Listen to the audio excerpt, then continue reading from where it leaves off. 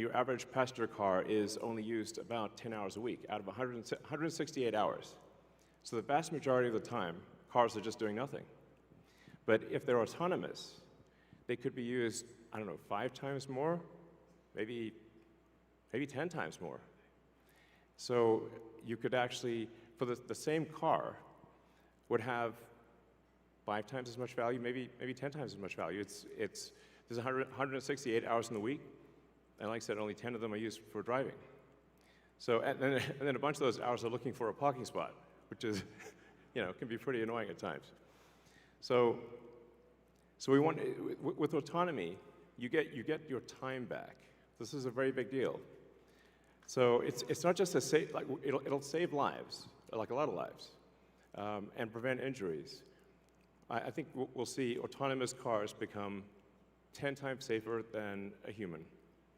I mean, if you think of times past where there used to be an elevator operator in every elevator, but once in a while they get tired and they accidentally shear somebody in half, So now we have automated elevators. You just get in an elevator and you press a button, and you don't even think about it.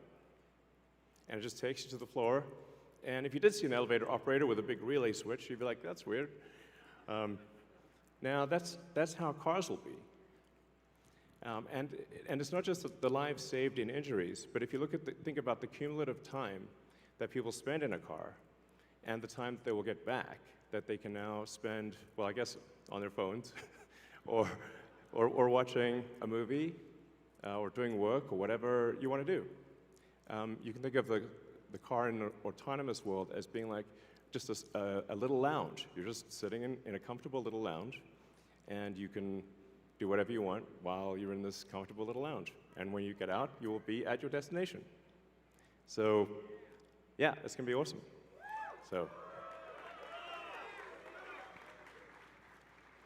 So in fact, I think the cost of autonomous transport will be so low that you can think of it like individualized mass transit. The average cost of a bus per mile for a city, not the ticket price, because that is subsidized, but the average price is about $1 a mile. Whereas the cost of cybercab, we think probably over time, the operating cost is probably going to be around 20 cents a mile. And price, including taxes and everything else, probably ends up being 30 or 40 cents a mile. So yes, and you will be able to buy one.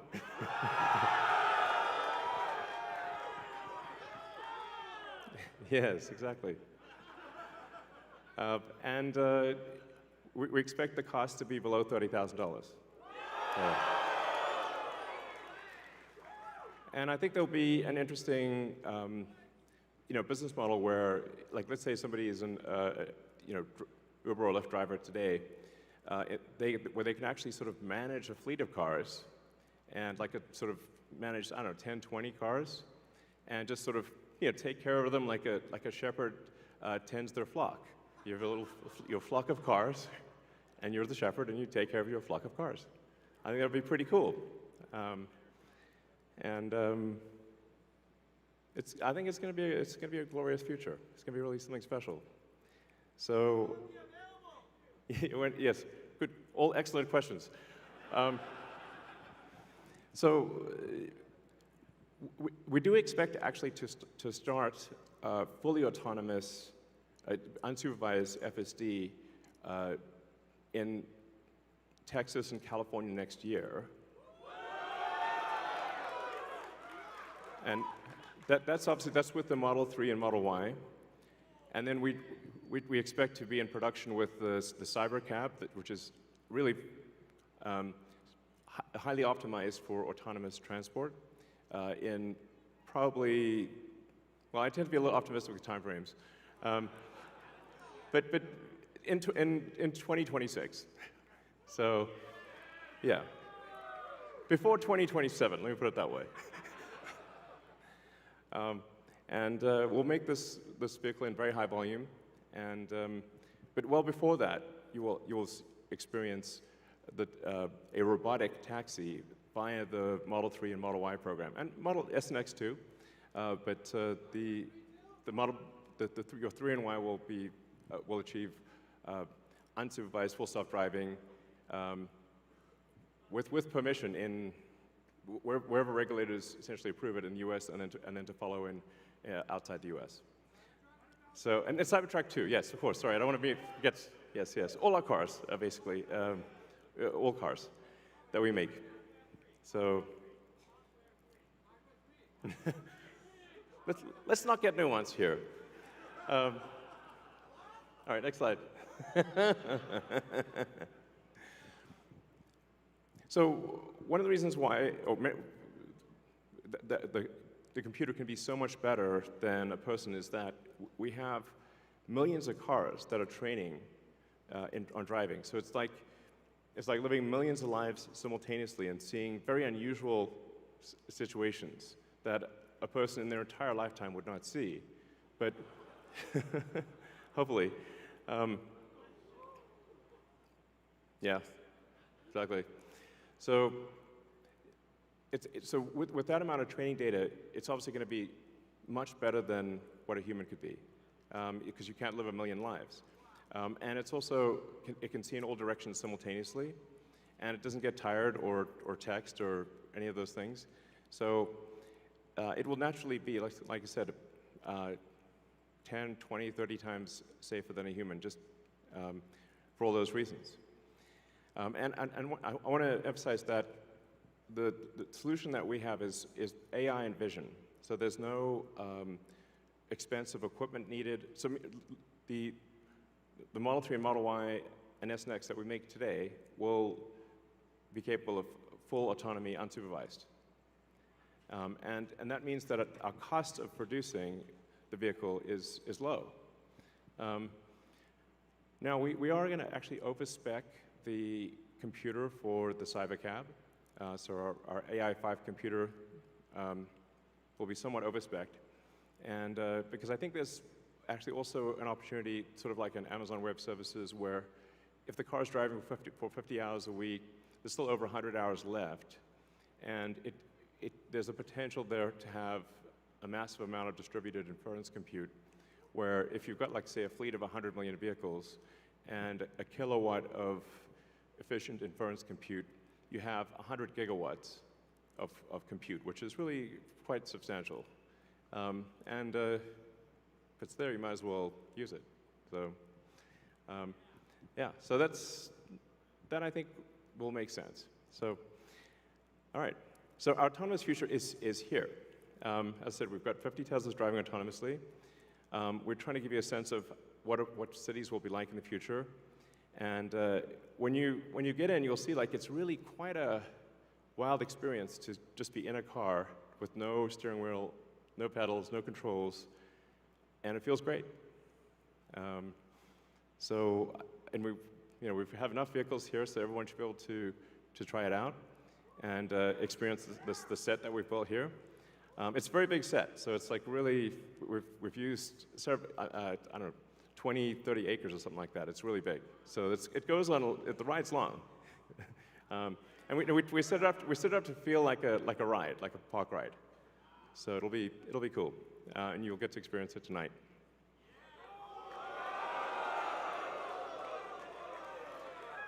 Something we're also doing is, and it's really high time we did this, is inductive charging. So the Robotaxi has no plug. It just goes over the inductive charger and charges.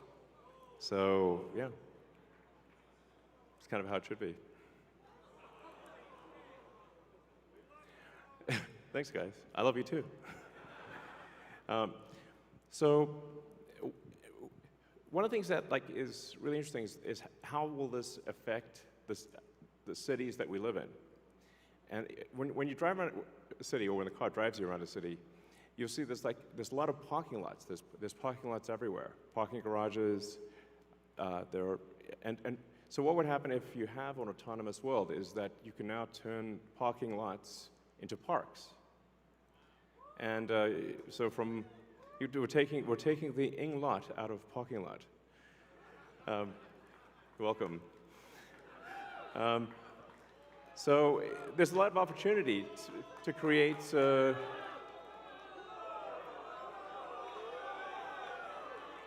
green space in the cities that we live in.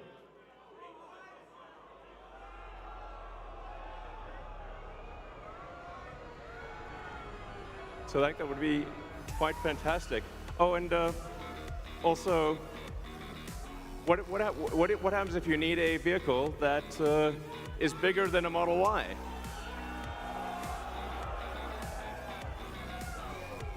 The Robovan. The Robovan is, we're going to make this, and it's going to look like that. Now, can you imagine going down the streets and you see this coming towards you? That'd be sick.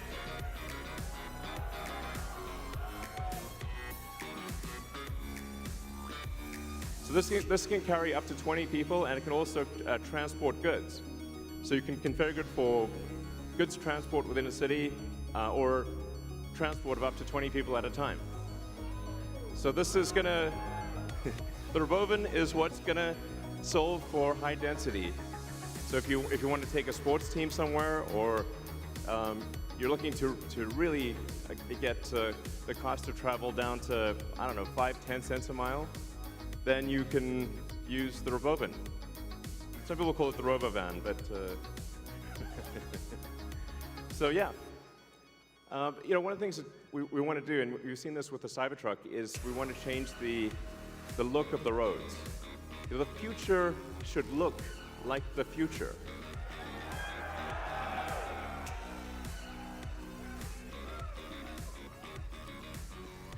So, speaking of robots, so everything we've developed for our cars, the batteries, power electronics, the advanced motors, gearboxes, the software, the AI inference computer, it all actually applies to a humanoid robot. So the same techniques, it's just a robot with arms and legs instead of a robot with wheels. And we've made a lot of progress with Optimus. And as you can see, we started up with someone in a robot suit, sort of down, and then we've progressed dramatically year after year. So if you extrapolate this, you're really going to have something spectacular, something that anyone could own. So you could have your own personal R2-D2 C-3PO. And I think at scale, this would cost something like, I don't know, $20,000, $30,000. Probably less than a car, is my prediction long term. Now, it'll take us a minute to get to the long term, but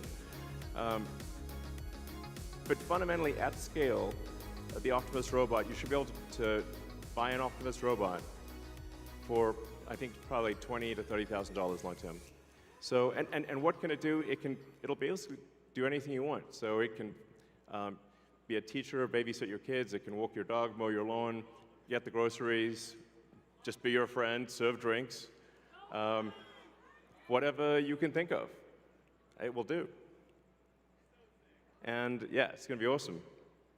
I think this will be the biggest product ever of any kind. Yeah. Because I think everyone, of the 8 billion people of Earth, I think everyone's going to want their Optimus buddy. And there's going to be maybe two, and then they'll be producing products and services. I predict, actually, provided we address risks of digital superintelligence, 80% probability of a good outcome. Look on the bright side. The cup is 80% full. The cost of products and services will decline dramatically, and basically anyone will be able to have any products and services they want. It will be an age of abundance, the likes of which people almost no one has envisioned. It'll be something special. So, now one of the things we wanted to show tonight was that Optimus is not a canned video. It's not walled off. The Optimus robots will walk among you. Please be nice to the Optimus robots.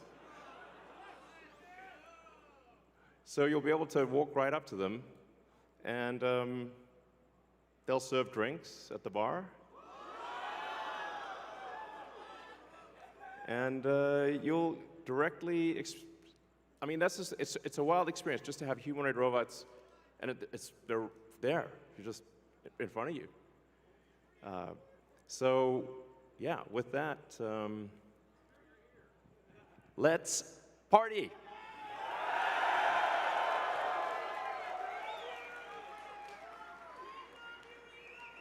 I love you guys too. If you look at that gazebo over there, let's get the party started.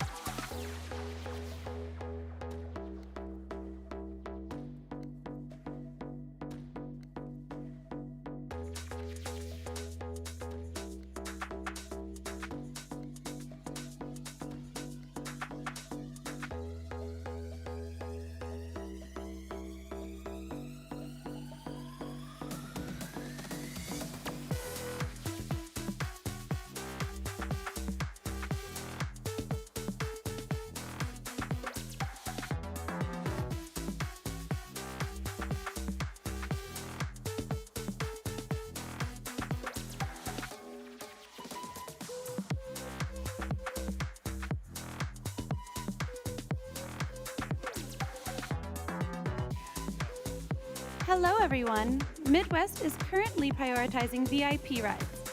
GA guests, please make your way to our other amazing zones to board your Robotaxi experience. Thank you.